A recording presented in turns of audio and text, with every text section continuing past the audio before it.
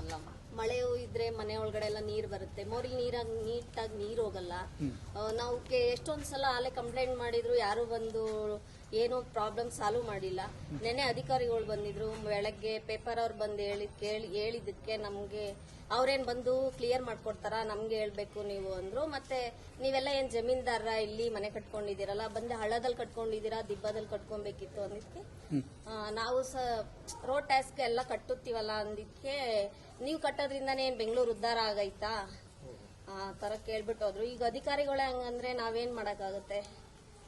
ಏನೋ ನೋಡ್ತಾ ಇದೀವಿ, ಸೊಲ್ಯೂಷನ್ ಏನಾಗತ್ತೆ ಅಂತ ಚೆಕ್ ಮಾಡ್ಕೊಂಡು ಹೋದ್ರು ನಿನ್ನೆ. ಅದ್ ಬಿಟ್ರಿ ಇನ್ನೇನು ಮಾತಾಡಿಲ್ಲ ಸರ್. ಇಲ್ಲಿ ತುಂಬಾ ವರ್ಷಗಳಿಂದ ಮಳೆ ಬಂದ್ರೆ ಅಂತೂ ಇಲ್ಲಿ ಮನೆಗಳು ಯಾರು ಇರಕ್ಕಾಗಲ್ಲ. ಒಂದ್ಸರಿ ಮಳೆ ಬಂದಾಗ ಪಿಟ್ಕೊಂಡಿಗಳೆಲ್ಲ ತುಂಬಿಟ್ಟು ಮನೆ ಒಳಗಡೆ ಹೋಗಿ ಅವರು ಮತ್ತೆ ನಮ್ಮ ಸಂದೇಶ ಅಂತ ಇದ್ದಾರೆ, ಅವ್ರ ಮನೆಯಲ್ಲಿ ಎಷ್ಟೋ ಒಂದ್ 2 ಲಕ್ಷ 3 ಲಕ್ಷ ವಸ್ತುಗಳೆಲ್ಲ ಹಾಳಾಗೋಗಿದೆ.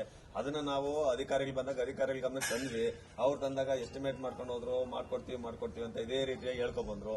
ನಿನ್ನೆನೂ ಇದೇ ರೀತಿ ಮೊನ್ನೆ ಮಳೆ ಬಂದಾಗ ತುಂಬಿದ್ದಕ್ಕೆ ಇದೇ ರೀತಿ ಮೀಡಿಯಾದವ್ರು ಬಂದಿದ್ರು, ಅವ್ರಿಗೆ ಇನ್ಫಾರ್ಮೇಶನ್ ಕೊಟ್ವಿ. ಅವ್ರ ಮುಖಾಂತರ ಅಧಿಕಾರಿಗಳಿಗೂ ಫೋನ್ ಮಾಡಿ ಹೇಳಿದ್ವಿ, ಅಧಿಕಾರಿಗಳು ಬಂದ್ರು. ಅಧಿಕಾರಿಗಳು ಬಂದಾಗ ನಾವು ಏನ್ ಸರ್ ಈ ತರ ಪ್ರಾಬ್ಲಮ್ ಆಗಿದೆ ಅಂತ ಹೇಳಿ ನಾವು ಅವ್ರ ಗಮನಕ್ಕೆ ತಂದಾಗ ಅವ್ರು ತುಂಬಾ ಬೇಜವಾಬ್ದಾರಿ ತಂದಿಂದ ಮಾತಾಡ್ತಾ ಇದ್ದಾರೆ. ಅವ್ರೇನಂದ್ರೆ ನೀವು ಇಲ್ಲಿ ಏಕೆ ಇಂಥ ಜಾಗದಲ್ಲಿ ನೀವು ಸೈಟ್ ತಗೊಂಡು ಮನೆ ಕಟ್ಟಿದಿರ ಅಂದ್ರೆ ನೀವು ಚರಂಡಿಗಳಿರ್ಲಿಲ್ವಾ, ಡ್ರೈನೇಜ್ ಇರ್ಲಿಲ್ವಾ, ವಾಟರ್ ಯಾವ ತರ ಹೋಗುತ್ತೆ ಏನು ಹೋಗುತ್ತೆ ಅಂತ ನಿಮ್ಗೆ ಗೊತ್ತಿದ್ದಾನೆ ನೀವು ಹೆಂಗ್ ಸೈಟ್ ತಗೊಂಡು ಮನೆ ಕಟ್ಟಿದ್ರಿ ಅಂತ ಕೇಳ್ತಾರೆ.